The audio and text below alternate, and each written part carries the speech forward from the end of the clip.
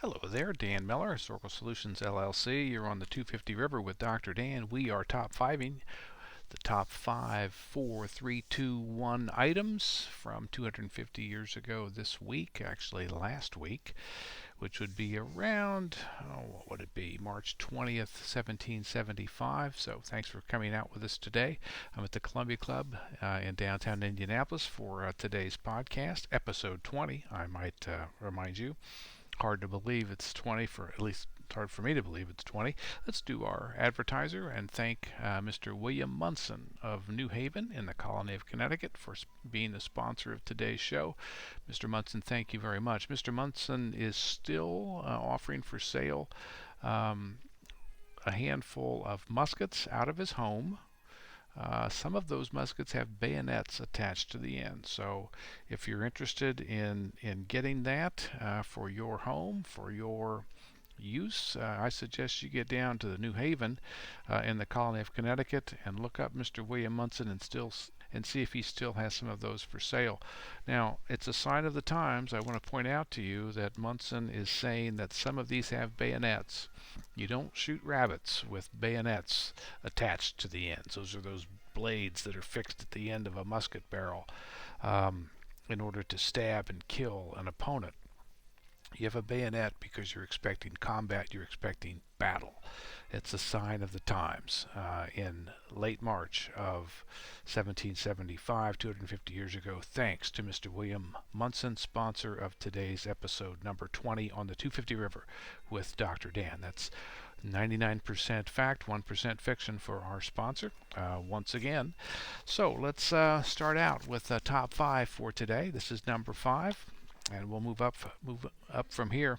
I'm picking up a group of German Protestants, German immigrants who were of the Protestant part of the Christian faith. They are in the colony of Maryland. They're having a special celebration or commemoration, probably is a better way of saying it, a special commemoration 250 years ago right now. They're marking the 9-year anniversary of the repeal of the Stamp Act. That's the widely defined taxes that were put on a whole slew of things by the British government back in 1765. The colonists came out by the hundreds, by the thousands in opposition to this set of taxes.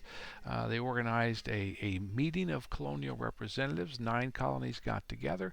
They started a boycott of British goods and British businesses, and by golly, Parliament listened to them and repealed the Stamp Act a year later, and these German Protestant immigrants in the colony of Maryland are commemorating that 9-year event 250 years ago this week. And so by doing that, they are telling us that they want to repeat that template. They want to reapply that process of opposition, that process of protest, and have the outcome to the current crisis in 1775 be resolved in the same economically driven but peaceful manner as was true 9 years before. That's number 5 on our top 5 of 250 years ago on the 250 River with Dr. Dan. Number 4, thank you for our graphics department. Number 4 is the Upper Council from the colony of Connecticut. They, along with the governor, both of which, by the way, are appointed by the imperial government in England. The Upper Council in New York and the Governor of New York are asking the elected Assembly of New York to take some action and punish the group called the Green Mountain Boys, a kind of a breakaway group in the northern part of the New York colony who've beaten up a local official named Benjamin Huff, and they administered 200 lashings with a whip, beat this guy near senseless, and really all because of his representation or symbolic representation of British authority and British power and New York authority and New York power that offended these Green Mountain Boys that want to kind of start their own settlement down the road. That settlement will be called Vermont, by the way. So the Upper Council of New York wants the lower house, the assembly, to do something about this, to punish the Green Mountain Boys. This is item number 4 on our top 5 list. Takes us to number 3, and we have our gadabout military consultant named Charles Lee. He's a British Redcoat veteran, having served in the French and Indian War, and now he's offering his consulting services to a variety of colonial legislatures and colonial groups who are interested in his advice as an expert soldier and national security consultant. That's what he'd be called now on cable news or on a podcast of his own. Charles Lee has written a public letter today, 250 years ago, and he's calling for a British officer by the name of Colonel Earl Percy. Colonel Percy. He's calling for this nobleman, this member of the aristocracy, to get outside of his bubble where all he hears is pro-imperial information, pro-imperial news reports, and pro-imperial opinions. Lee says, get out of your bubble, Colonel, and maybe you'll see the light and you'll come to realize that the colonial rights movement is a worthwhile movement that should not be opposed by the British Army that's been sent to Boston. In fact, Colonel Percy is one of them. Get out of your bubble, Mr. Percy. This takes us to number 2 today, and it's a really interesting one. Peyton Randolph is on March 20th, 250 years ago. Peyton Randolph is banging down his gavel as the presiding officer, the elected presiding officer of a special convention in the colony of Virginia that's meeting in Richmond for the purpose of figuring out next steps for their colonial protest, next steps for their involvement in the anti-British movement that's currently underway. There's about 95 of them there that are meeting for today's opening session in Richmond. And the reason this makes our number 2 is because Peyton Randolph, again, remember, he was chosen as the presiding officer. He's in the big chair and at the front of the room, at the front of the hall. He calls for all 95 delegates, that includes Patrick Henry, George Washington, Thomas Jefferson, and a variety of others.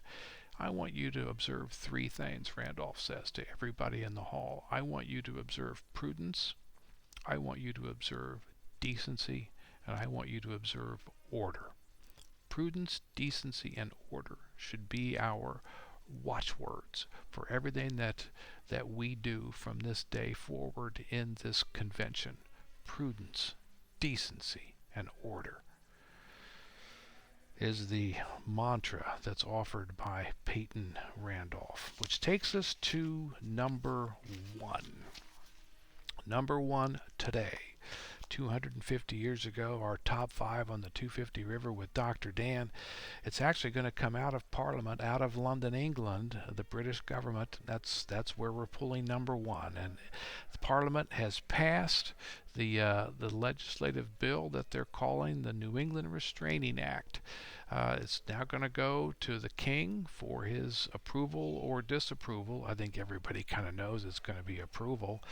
Big majority of support in the House of Commons and the House of Lords for the New England Restraining Act, which essentially orders that the trade, the commerce, the industry, the economic activity of the 4 New England colonies, Connecticut, Massachusetts, Rhode Island, and New Hampshire, all 4 of those colonies are going to be banned from trading with anyone outside of England from this point forward, and they're going to be banned from doing any commercial fishing off of Newfoundland, which is a major part of the economy for the 4 New England colonies. This is, again, passed by a wide majority in the House of Commons and in the House of Lords, and it's going to the King for his up or down signature. It's going to be up. My point in raising this to number 1 in our top 5 list, Parliament, let's go back to our German immigrants, our German Protestant immigrants in Maryland that were number 5, I think it was. Parliament is telling us, we're not doing 1766 again. We're not doing any repeal of the Stamp Act like we did 9 years ago. We're doubling down, tripling down, quadrupling down on the harsh legislation that we're passing against the colonies, against specific colonies in New England, and so forth. So the German immigrants who are commemorating the 9-year anniversary of the repeal of the Stamp Act, they don't know this yet because obviously the news doesn't travel across the ocean at the blink of an eye. It'll take about 6 weeks to do so. They don't know it yet, but their hope has no chance. Their hope for a replay of 1766 is dead on arrival. That is our top 5 for the 250 River 250 years ago right now. Before I leave you, I want to give you a heads up, which is we're coming into a very important week next week, and I would suggest to you that our Americanism Redux for the coming week, which will be the week of March 27th, 1775, 250 years ago, in the last days of March, that week will be among the most important of the entire American Revolution. I'll explain why as we get closer to that particular 250th anniversary. I'm Dan Miller, Historical Solutions LLC. Thanks for listening. Thanks for watching, and I hope to see you next week. Bye-bye.